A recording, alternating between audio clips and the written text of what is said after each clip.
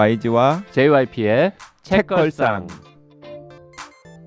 책에 관한 걸쭉하고 상큼한 이야기. YG와 JYP의 책걸상이 찾아왔습니다. YG 강량구입니다. JYP 박재영입니다. 자, 오늘도 책 읽는 국회의원 특집 1탄 양이원영 당선인 편 두 번째 시작할 건데요. 그 전에 댓글 조금만 소개할까요? 네. 자, 오늘도 책 읽는 국회의원 특집 1탄 양이원영 당선인 편 두 번째 시작할 텐데요. 그 전에 댓글 소개 먼저 하겠습니다. 네, POSKA11, 포스카11님께서 심플 플랜 이야기를 해주셨네요. 심플 플랜, 심플한 책이 아니었어요. 계속 머릿속에 맴도는 질문 하나, 나라면 어떻게 했을까? 바닥에 떨어진 100원짜리 하나도 선뜻 못 줍는 내게 이런 고민을 하게 하다니. 등장인물들 각각의 입장이 되어서 고민하게 됩니다. 읽는 내내 안 돼를 몇 번이나 외쳤던지, 한나 아렌트가 말했던 악의 평범성이 이런 걸까요? 책걸상에서 소개했던 박지리 작가의 책 다윈영의 악의 기원도 생각나고, 페이지 터너라는 세 분의 말에 혹해서 읽었는데 휘리릭 읽고 난 후 요운이 너무 진하게 남습니다. 영화까지 찾아보았더니 더 생생하게 장면이 떠올라서 당분간 눈밭 사진이나 까마귀, 떨어진 돈만 봐도 깜짝깜짝 놀랄 것 같습니다. 흡입력 최고인 소설 심플 플랜, 그 간단한 플랜이 이런 결말로 마무리되다니 책에 나오는 성경 구절이 그냥 등장한 게 아닙니다. 엘리 라마 사박타니. 엘리 라마 사박타니, 나의 하나님 어찌하여 나를 버리셨습니까? 라는 뜻이더군요. 찾아봤습니다. 심플 플랜 저희가 몇 년 전에 책걸상 시작한 첫 번째 해 여름 휴가 특집으로 소개했던 책이에요. 심플 플랜, JYP의 최애 책 중에 하나지 않습니까? 너무나 훌륭한 책이죠. 탁월한 K님, 드디어 6개월로 시차를 줄였습니다. 작년 12월부터 듣기 시작해서 첫 방송부터 열심히 정주행 중인데 2년여 동안의 방송을 4개월 동안 따라잡았습니다. 소개해 주시는 책들 너무 잘 읽고 있어요. 3월에 코로나 덕분에 집콕하며 책만 15권 읽었는데 그중 10권이 책걸상 픽이었고, 특히 피에르 르메트르 작가의 화제의 색을 오르부아르와 연이어 읽을 수 있었던 미래의 애청자였던 게 특히 행운이었듯. 네, 항상 좋은 방송 너무 감사드립니다. 지난 댓글을 읽으실지 안 읽으실지는 모르겠지만 이 댓글을 혹시나 읽으신다면 저는 그 반응을 또 미래에 듣게 되겠죠? 시차를 뛰어넘어 만나게 되어 반갑습니다. 네. 요 댓글도 뭐 한 두 달 정도 후에 들으시겠네요. 네. 변지님께서도 댓글 남기셨는데요. 숨겨진 애청자 1인입니다. 인스타그램 친구가 되고픈 팬이기도 하고요. 답글 보신다면 다음에 인스타그램 아이디를 알려주시면 안 될까요? 디지털 문외한인지라 아무리 검색해도 잘 나오질 않아요. 박혜진 평론가님, 혼비 작가님, 박재영 주관님, 강량구 기자님 모두 사랑합니다. 책걸상, 우유빛과 책걸상이라고 남기셨는데, 근데 YG 인스타 합니까? 인스타 안 해요. YG 인스타 안 하고 JYP 인스타 안 하죠. 안 합니다. 네. 근데 혼비님이랑 박혜진 평론가는 인스타 하는 걸로 알고 있거든요. 다음에 물어봐서 알려드리겠습니다. 저희가. JYP는 어떠한 종류의 SNS도 하지 않습니다. 네, YG는 페이스북만 합니다.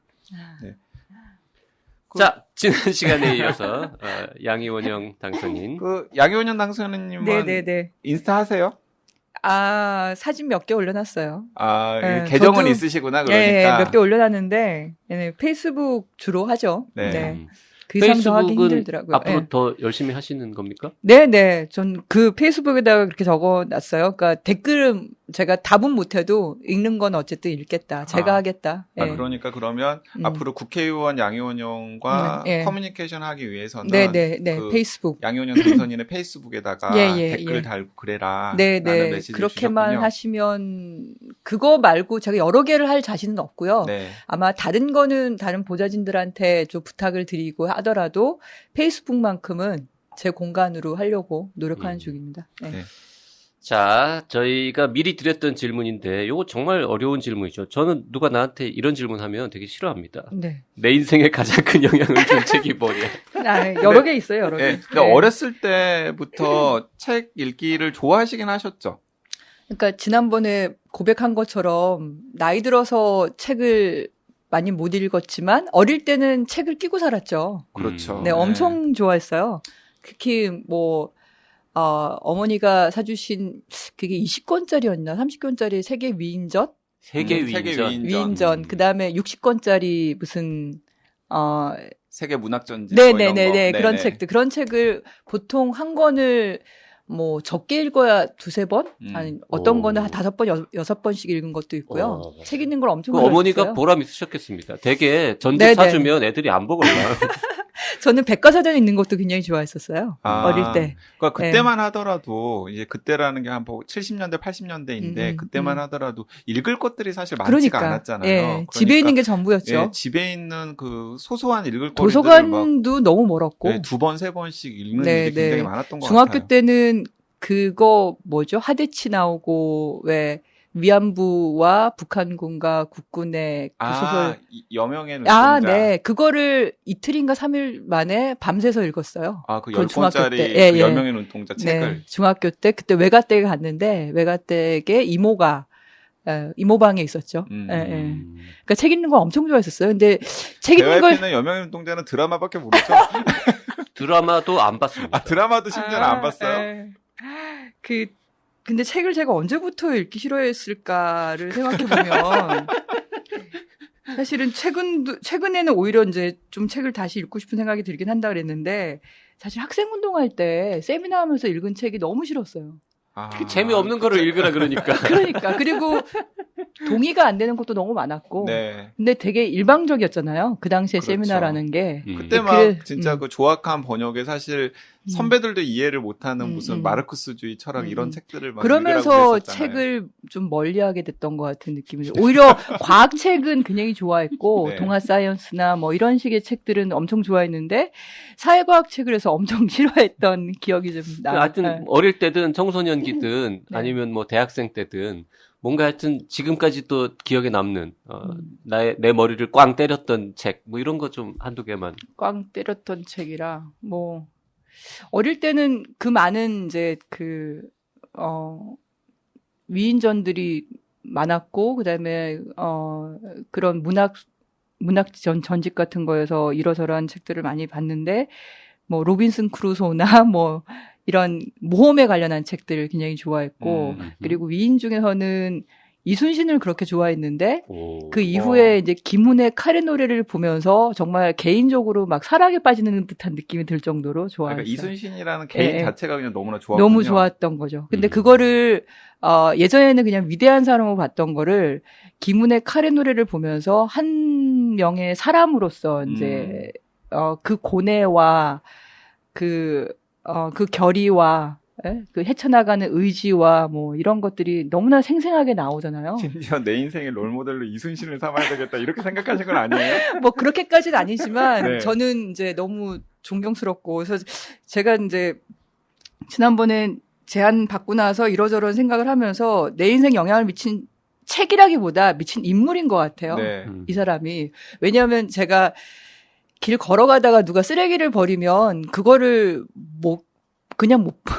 지금은 좀 그냥 지나가지만 옛날에는 불러 세워다가 그 쓰레기를 죽게 하고. 앞으로는 그러시면 안 될 것 같아요. 이게 신문에 납니다. 그러니까 국회의원 갑질로 나와요. 한 번은 이제 술 먹고 가다가 앞에 두 남자가 쓰레기 봉투를 발로 차고 지나가길래 아니 왜 그러고 가냐고 그러다가 치고받고 싸운 적도 있거든요.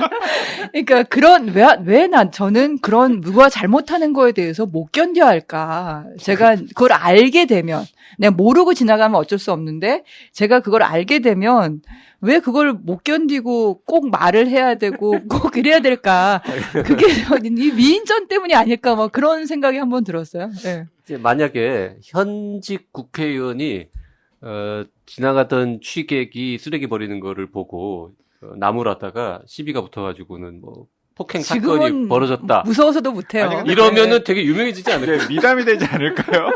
아니 또 그러지 정말 않죠. 강직한 정치인일세 이러면 불의를 못 참는. 아유 참 지금 무서워요. 참으시고요. 네, 한번 지금은 참으시고요. 상대방이 칼이라도 꺼내면 어떡해. 이제 몸도 둔해져갖고 못 근데 싸워요. 이제 네. 그런 본인의 뭔가 좀 의로움 이것이 어쩌면은 어렸을 때부터 되게 흠모하고 뭔가 여러 위인들을 많이 흠모했죠. 닮으려고 했던 그 중에서도 이순신하고도 연관이 있겠다라는 생각도 하신 거예요.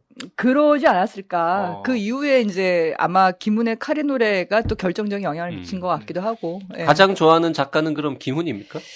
그분 책을 굉장히 좋아해서 그 다음에 뭐 현의 노래라든가 나왔던 책을 거의 다 읽었는데 저는 그러니까 카레 노래에서 가장 인상 깊었던 게 그 사람이 뭐 그 전쟁 씬이나 이런 거보다 그 백성을 걱정을 하잖아요. 그러면서 끼니 하나를 해결하려고 얼마나 고생을 하고, 근데 그 끼니가 해결했다고 끝나는 게 아니라 그 다음 끼니가 기다리고 있고, 그렇죠. 그 다음 끼니가 이거를 이 사람이 고민을 하고 걱정을 해요. 네?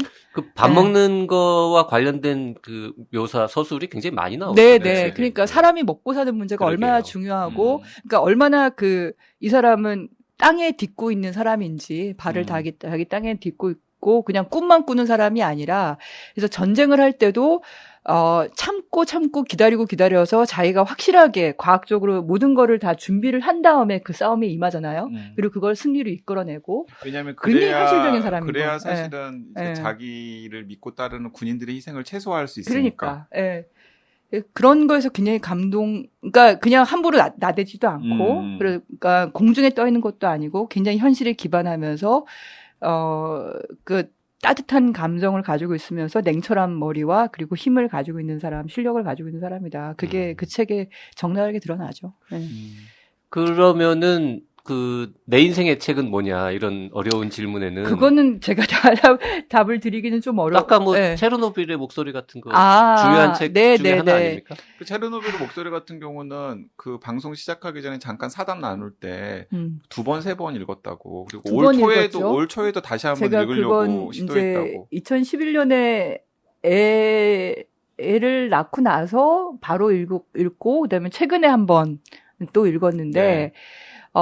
아이를 낳고 키우면서 읽으니까 더 가슴에 와닿는 것 같고요.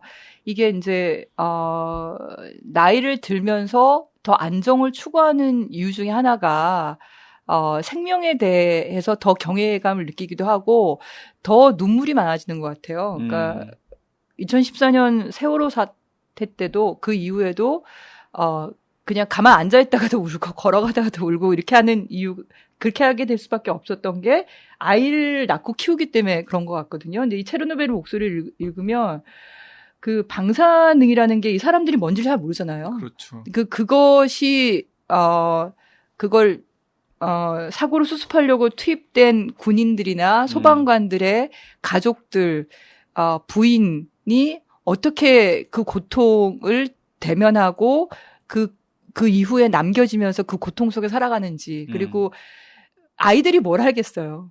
그때 아이들, 피폭당한 아이들, 그 이후에 태어난 아이들에 대한 아주 생생한 얘기들이에요. 그리고 어떻게 보면 그 당시에, 기성세대라고 할 수 있는 분들이, 자랑스러운 나라에서 그런 원전을 그 동네에서 같이 살고 있다가 그것이 이제, 하나의 뭐라 해야 되나, 체르노빌에 살았다는 이유만으로 이제 차별받는 그 모든 과정들이 생생하게 담겨 있거든요. 그 체르노빌의 목소리하고 네. 드라마 체르노빌하고는 어떤 관계예요? 제가 알기로는 드라마 체르노빌이 이 체르노빌 목소리의 근거에서 만들어진 네. 걸로 알고 있어서 그래서 제가 그 드라마를 못 봐요. 이 책을 보는 것도 굉장히 힘들어요. 보시면. 근데 네. 드라마 체르노빌이 한국에서 그 왓챠에서 예. 한 다음에 이렇게 같이 상영회 같은 것도 좀 기획하고 그러지 제가 않았어요? 제안을 좀 해봤는데 네. 그게 저작권이나 여러 가지 문제 때문에 공개적으로 하는 게 쉽지 않더라고요. 예. 저는 해보고 싶었던 건 어쨌든 같이 시리즈로 하루 종일 좀 보고 하루 정도면 다 볼 수 있잖아요. 그쵸. 그러고 난 다음에 관련 전문가들하고 같이 얘기하는 거를 작년 여름에 기획을 했다가 그게 저작권 문제 때문에 결국 진행은 못했어요. 네. 그 체르노빌의 목소리 저 작가 이름 맨날 까먹는 스베틀라나 알렉시에비치. 너무 어려워. 네. 그분이 노벨상 수상자 맞아요. 잖아요. 네, 노벨 문학상. 저걸로 받은 겁니까? 거의 체르노빌의 목소리로 받았다고 해야죠. 저게 제일 중요한 작품이군요. 여기는 굉장히 생생하게 그러니까 고방사 전량에 의한 에서 사람이 죽어가는 과정들이 생생하게 나오거든요. 이제 제가 두 가지를 봤는데 하나는 일본에서 이제 해결료 제종 공장에서 팔에 피폭을 임계 과피폭을 당해서 84일간의 기록이라고 해서 그 사람이 죽어가는 과정이 다큐멘터리로 나와 있어요. 근데 책으로도 그 나왔죠. 네네. 네. 근데 그 사람을 보여주진 않는데 그냥 그 사람을 치료했던 사람의 얘기만 듣는 것만으로도 정말 너무너무 끔찍하거든요. 근데 이것도 마찬가지예요. 그러니까 방사선이 생명을 어떻게 파괴해 가는지, 잠식해 들어가는지를 아주 생생하게 묘사하고 있어서, 그래서 제가 아직 그 드라마를 볼 용기를 못 내고 있죠. 예. 책을 보는 꼭 것도 한번 네. 보시기를 저는 그러니까 추천합니다. 체르노빌의 목소리는 그 양희원영 당선인 편을 들으시는 독자라면 꼭 한번 읽기를 권하는 책인 거죠. 네네네. 저거를 못 보면 HBO 드라마라도 드라마라도. 근데 그 HBO 체르노빌 드라마 정말 잘 만들었어요. 네. 저는 그것도 못 봐가지고. 네, 저는 체르노빌의 목소리 책도 읽고 그 체르노빌 드라마도 읽었는데 진짜 체르노빌의 목소리 책을 읽는 게 좀 부담스러우시면 그 체르노빌 드라마라도 꼭 한번. 드라마는 상대적으로 짧죠. 그거 한 5부작인가 밖에 안 되잖아요. 그렇죠. 네네, 5부작이죠. 5부작이죠. 네네.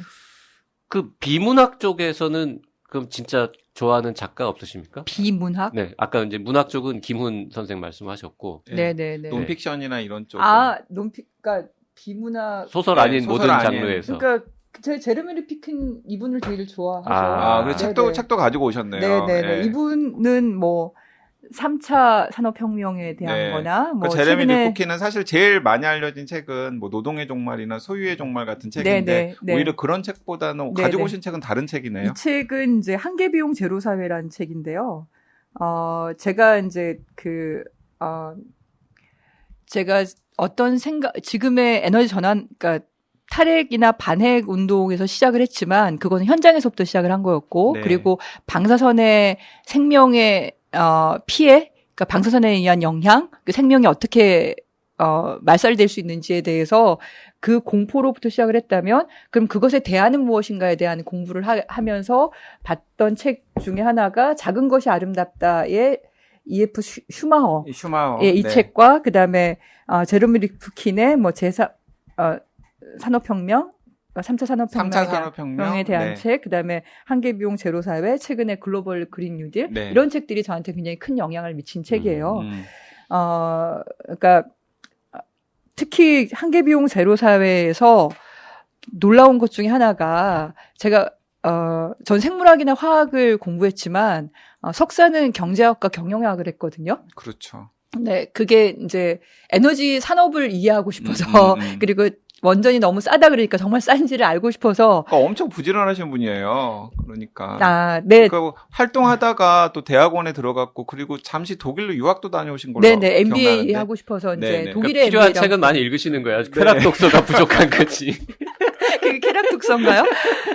네, 하여튼 그래서 그때 배웠던 경제학적인 지식이나 그런 걸 이제 지금 많이 활용을 하고 있는데, 이 한계비용 제로사회라는 게 한계비용이란 말 자체가 일반인들한테 굉장히 어려운 어렵죠. 얘기예요. 네네. 제가 이제 예를 들면 빵 한 개를 더 만들려면 들어가는 비용이 있을 거 아니에요. 추가의 빵 하나를 더 네네. 만들 때 들어가는 비용, 그게 한 개의 비용인 거죠. 쉽게 말하면. 아니면 1kWh의 전기를 더 생산하기 위해서 추가로 더 들어가는 비용. 비용. 예. 네. 그러니까 이미 전기를 생산하기 위해서 만들어 놓은 인프라가 있어요. 발전소가 있는데 얘를 가지고 1kWh의 추가 전기를 생산하려면 석탄이라면 석탄 발전소면 석탄을 더 떼야 되고, 네. 석유 발전소면 석유를 더 떼야 되고, 원자력 발전소로 하면 우라늄을 더 핵분열시켜야 되잖아요. 네. 근데 재생에너지는 그게 필요 없는 거예요. 그렇죠. 그러니까 일정한 시간이 지나서 그 설비비만 회수하면 나머지는 무한대로 공짜인 거예요. 햇빛이나 바람. 거의 네. 무한대로. 그러니까 뭐 태양광 폐패널 얘기하면서 뭐 20년, 30년 얘기하는데 그 30년이 지나도 효율은 일정하게 나오기 때문에 쓰레기가 아닌 거거든요. 네. 전기는 계속 나와요, 전기는. 그러니까 추가 1kWh의 전기를 생산하는데 돈이 안 들어가는 거죠. 공짜예요, 공짜. 예. 그런 사회가 올 거다. 그런 사회가 오는 거에 대해서 이제 재생에너지뿐만 아니라 사물 인터넷에 대한 거나 네트워킹에 대한 거나 이런 거에 대해서 굉장히 자세하게 이 책이 나와 있고, 그래서 이제 저희가 뉴딜이란 거랑 연결이 되는 건데 결국은 그건 다 인프라거든요. 그러니까 태양광 설비도 풍력 발전 설비도 이건 다 그냥 인프라로 우리가 생각을 하게 되면 그리고 똑똑한 전력망 같은 것들을 만드는 것도 그렇죠. 사실은 다 전력망도 인프라인 다 거죠. 인프라죠. 그냥 단순히 송전탑 이렇게 얘기할 것이 아니라 그게 거미줄처럼 빽빽하게 우리 주위에 들어서면서 그거를 ICT 기술로 실시간으로 이렇게 제어하는 제어 계측 기술이라든가 이런 게 하나의 인프라로 들어가게 되면 연료가 필요하지 않기 때문에 우리는 에너지를 앞으로 더 쓸 때 비용이 들어가지 않는 사회가 오는 거죠. 그러면 석탄이나 석유 같은 화석연료나 혹은 우리들이 많이 의존하고 있는 이제 우라늄을 핵분열시켜가지고 얻는 원자력으로부터 탈출할 가능성이 굉장히 높아지는 그렇죠. 비전. 네. 그렇죠. 근데 이게 나왔던 2014년만 해도 태양광이나 풍력이 약간 비쌌거든요. 근데 지금은 우리나라만 비싸고 전 세계적으로 재생에너지가 더 싸요. 원전인 네. 석탄보다 더 싸니까 굉장히 빠른 속도로 그렇게 전환되고 있어서 그래서 제가 감히 인간의 활동이 자연을 파괴하는 것만이 아니라 인간의 활동이 오히려 자연을 치유할 수 있고 그 문제를 해결할 수 있다. 그런 시대로 우리가 들어가는 거다라는 거 근거 중에 하나로 저는 이 책을 꼭 권하고 싶습니다. 네. 그 제러미 리프킨의 한계 비용 제로 사회 그 예. 책에 나오는 내용은 앞으로 만드실 법안이나 뭔가 정책 자료에도 꽤 네네, 그럼요. 심심찮게 인용이 될 것 같네요. 예, 저희가 네. 그린 뉴딜이라고 얘기를 할 때 자꾸 그린에 초점을 맞추는데 사실은 뉴딜이에요, 뉴딜. 뉴딜인데 그린한 뉴딜인 거거든요. 네. 그러니까 우리가 새로운 인프라에 투자를 해야 되는 건데 그 새로운 인프라가 아까 말씀드렸던 재생에너지에 대한 인프라인 거죠. 사실 태양광을 우리가 돈 줘서 할 필요가 있는 거라기보다 태양광을 연결하는 전력망만 제대로 깔아도 태양광 쪽에 민간 투자가 엄청나게 빨리 들어갈 거예요. 그러니까 정부의 역할이라는 건 그런 거거든요. 민간의 시장이 활발하게 되고 그 시장에 최대한 많은 사람들이 참여할 수 있게 만드는 그건 전 또 하나의 에너지 민주주의라고 생각하는 거고 그러니까 그런 차원에서 지난번에 말씀드렸던 전력산업에 대한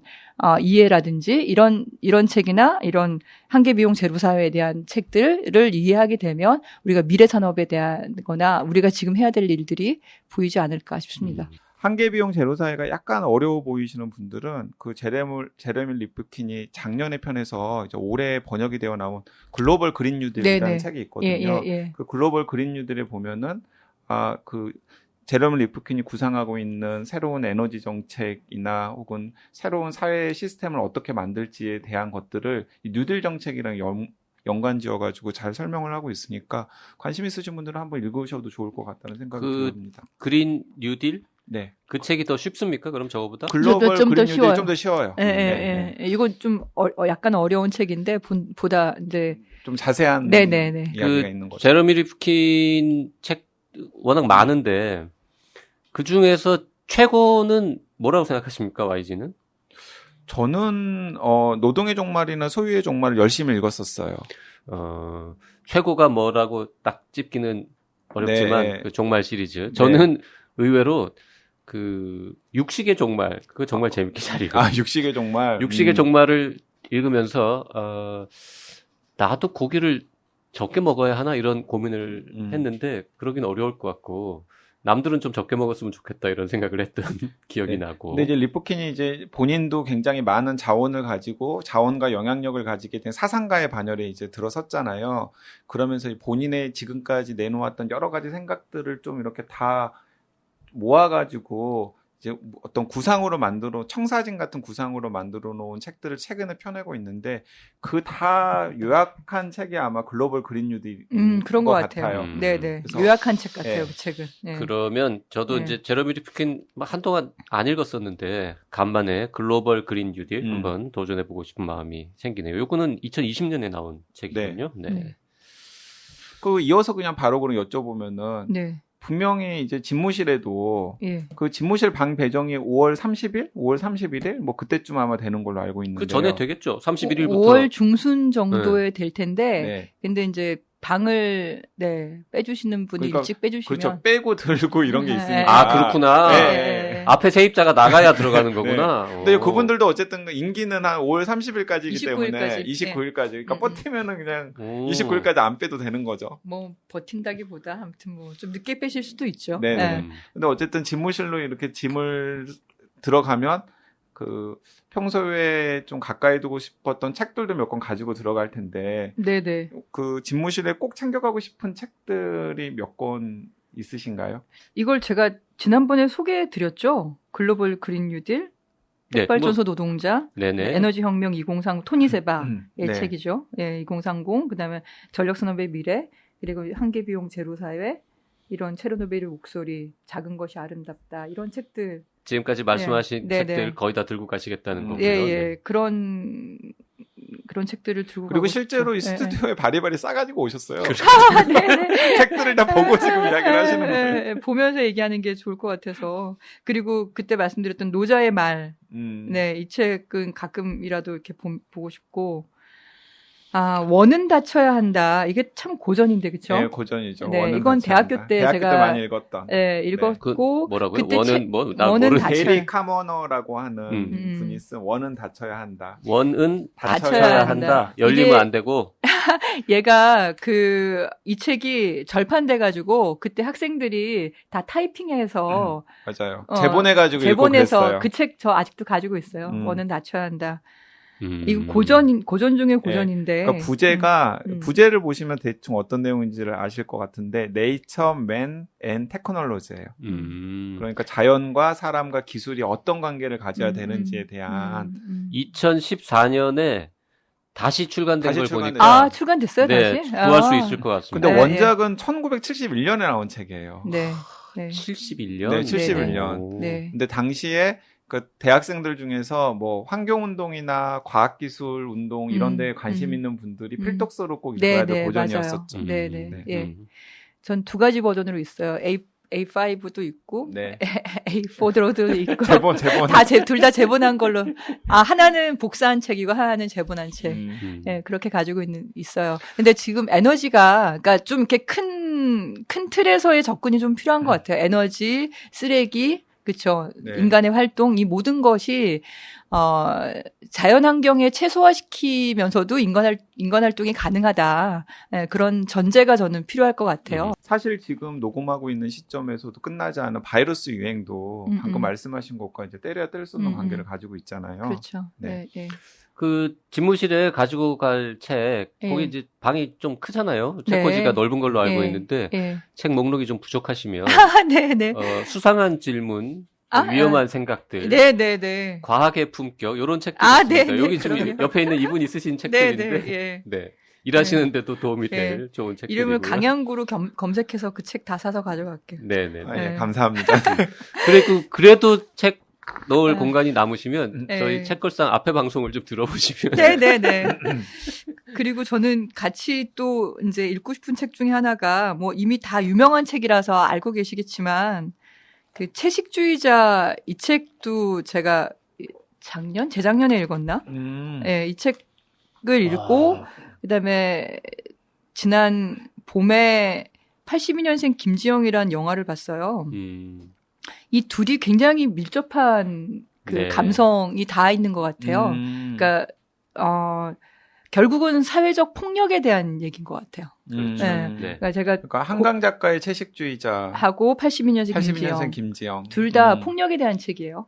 그러니까 이걸 여성이다 이렇게 그리고 채식이다 이렇게만 보는 거라기보다 저한테는 그러니까 그건 제가 왜 아이에게 그런 말을 했을까라든가 이런 지난 책과 시간에 다 소개했던. 연결이 돼 있는 건데 사람이 사람에게 그러니까 굉장히 폭력적인 경우가 있어요. 되게 일방적인. 저도 이제 많이 그랬던 건데 반성을 하면서 이제 현대 문화는 좀 배려하고 존중하고 그리고 협상하고 토론하고 협의하고 같이 가고 이런 문화가 이제 앞으로의 우리가 필요한 문화이고 그런 게 지금 육아의 책이라든지 이런 문학 책이라든지 아니면 저는 한기비용 제로 사회에 대한 것도 그렇고 이거 다 네트워킹에 대한 거거든요. 그렇죠. 그리고 어느 누구의 그러니까 뭐 이순신을 봐서도 그렇고 어느 누구의 영웅이 세상을 끌어나간다기보다도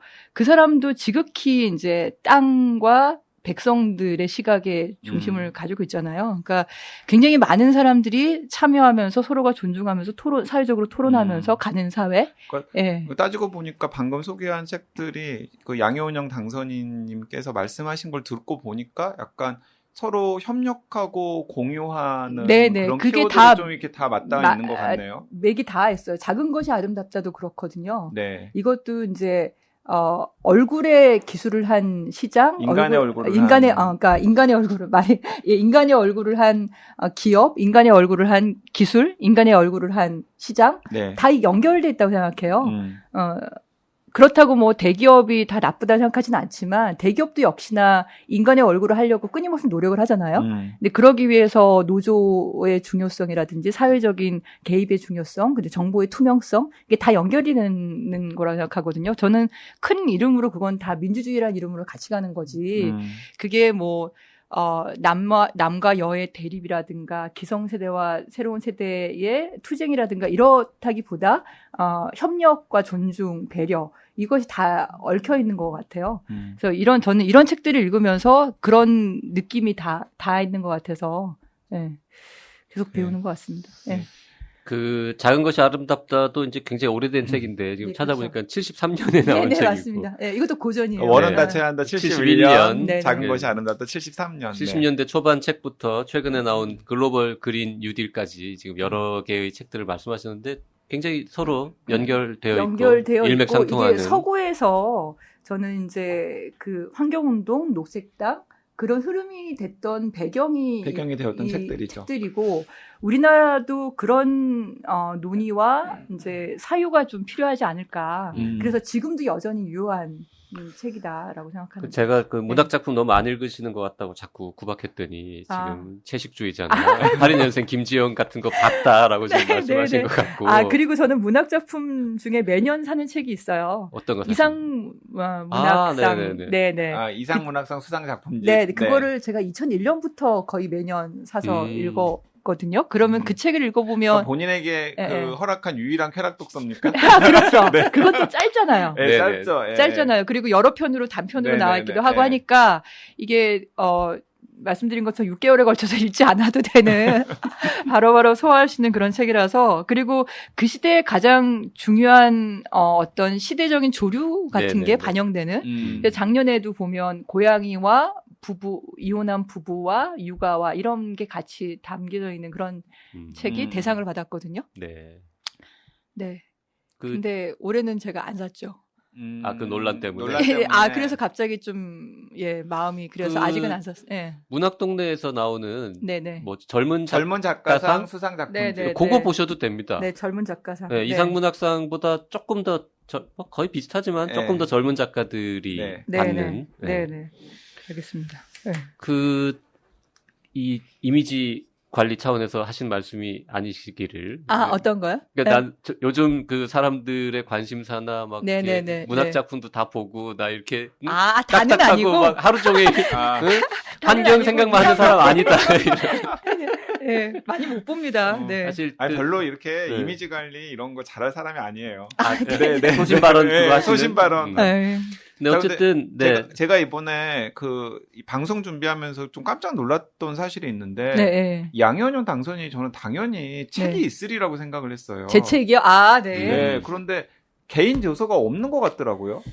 그러니까 저는 보도자료 쓰기 바빴죠. 네. 늘 뭐 환경인합에 쓸 때는 보도자료나 논평을 일주일에 한두 개씩은 꾸준히 썼으니까. 그리고 보도자료는 어쨌든 어떤 상황을 분석해서 정리해서 나가는 책이었고, 나가는 글이었고, 제가 이제 제 강연을 듣고 책을 써달라는 요구를 받은 게 2008년이에요. 네네. 그때 썼으면 2011년 후쿠시마 때문에 대박을 했겠죠. 근데 그 이후에도 쓰라고 계속 그랬는데 계속 못 썼던 이유가 책을 읽을 시간이 없었던 거랑 비슷한 것 같아요. 어쨌든 현안에 대해서 대응하는 게 저한테는 더 중요했고, 그리고 에너지 전환 포럼에 일을 하면서도 했던 거는 이제 바로잡기 보도자료라 그래서 그걸 쓰고 또 한 번은 육상풍력에 대해서 환경부가 너무 발목 잡기를 해서 제가 육상풍력의 필요성과 전반적인 걸 페이퍼를 썼는데 그게 한 60, 70페이지 정도 되거든요. 근데 그걸 보시더니 아니 이렇게 책을 쓰지 그랬냐 아. 그러시는 거예요. 근데 그럴 만한 마음의 여유가 전혀 없었던 건데 사실은 제가 이번 국회나 이게 아니었으면 올해는 정말 책을 써야겠다 그런 생각을 했었거든요. 그러니까 올해 만약에 국회의원 당선이 안 되었다면은 쓰고 싶었던 책은 에너지 전환에 관련된 책이겠네요. 그렇죠. 그 전에는 제목이 이제 원전 없는 사회는 가능한가. 예. 그러니까 왜 세상의 절반은 굶주리는가라는 이 책처럼 쓰고 싶었어요. 질문하고 네. 답하는 것처럼. 어. 네.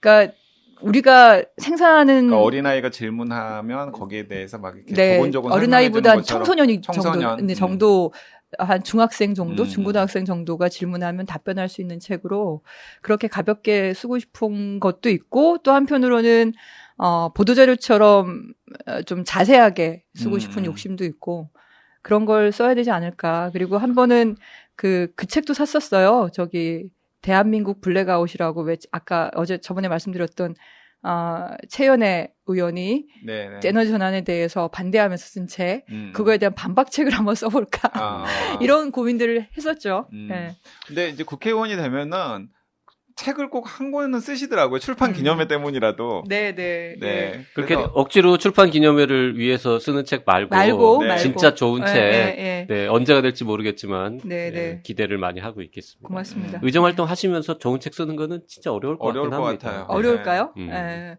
제가 보좌진들 덕분에 책을 읽을 시간이 생기는 것처럼 오히려 책 쓸 시간도 생기지 않을까라는 기대가 쉽지는 않을 것 같아요. 아 그래요? 그 이야기를 네. 보좌진들이 싫어합니다. 근데 그런 건 한번 네네. 제가 팁으로 드리면 해보시면 좋을 것 같은데 네. 뭔가 좀 의기투합이 되는 예, 물론 예. 뭐 양현윤 당선인 뭐 글 잘 쓰시지만은 의기투합이 되는 뭐 저널리스트나 혹은 라이터랑 협업을 해가지고 좀 짬나는 사이에 공동 작업을 하면은 네네. 국회의원을 하면서도 예. 상당히 좀 막 그 출판 기념회 때문에 이렇게 급하게 만든 책이 아니라 네네. 상당히 이게 내용이나 고민이 담긴 책을 만들 수도 있을 것도 같다는 생각이 들더라고요. 우선은 첫 번째로 저는 급하게 절대 쓰고 싶지 않고 네. 그다음에 남는 책을 쓰고 싶고 그리고 두 번째는 에너지전환 포럼 사무처장 있으면서 올 초에 제가 총회 때 우리가 포럼에 대부분 전문가들이 다 있잖아요. 네네. 같이 강영 기자도 저희 회원이신데 정말 한국 사회 최고의 전문가들과 최고의 글 잘 쓰시는 분들이 거기 계셔서 같이 한번 쓰시면 어떻겠냐 제안을 드려본 적이 있거든요. 그래서 그런 차원으로 여러 개의 책은 좀 써야겠다. 너무 안 알려져 있다. 잘못 네. 알려져 있는 게 너무 많다. 이런 생각이 좀 들어서 그 작업을 좀 하고 싶고 그리고 그나마 다행인 건 예전에 제가 2000년대 초반, 2010년 이후 생각해 보면 지금은 커밍아웃을 그러니까 자기의 얘기를 분명히 하실 수 있는 전문가들이나 과학자들이 많이 생겼어요. 많이 생겨서 그런 분들이 책을 쓰실 수 있도록 이렇게 마련해 드리는 것도 제 역할 중에 하나인 것 같아요. 네. 그렇습니다. 자, 마지막 질문, 책과 무관한 질문 네네. 드리도록 하겠습니다. 네네네. 어쨌든 지금 이제 얼마 있으면 국회의원으로서 정치 활동을 하시게 될 텐데 예. 어떤 정치를 하고 네, 싶으신지. 엄청난 책임이 이제 어깨를 짓누르는 4년이 기다리고 앞으로의 있는 포부. 거잖아요. 그렇죠. 네. 예. 저는 문제를 해결하는 사람이 되고 싶어요.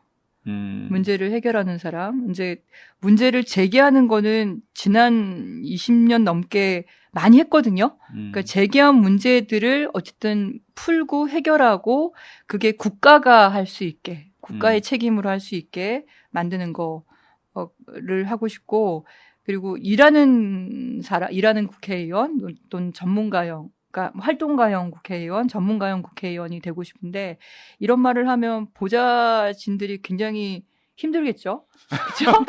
굉장히 힘들 거예요 아마. 그 보좌진들한테 말을 할 때도 네. 항상 왜 우리 보좌진에게 그런 말을 했을까를 생각을 하면서 네네네 맞습니다. 네네.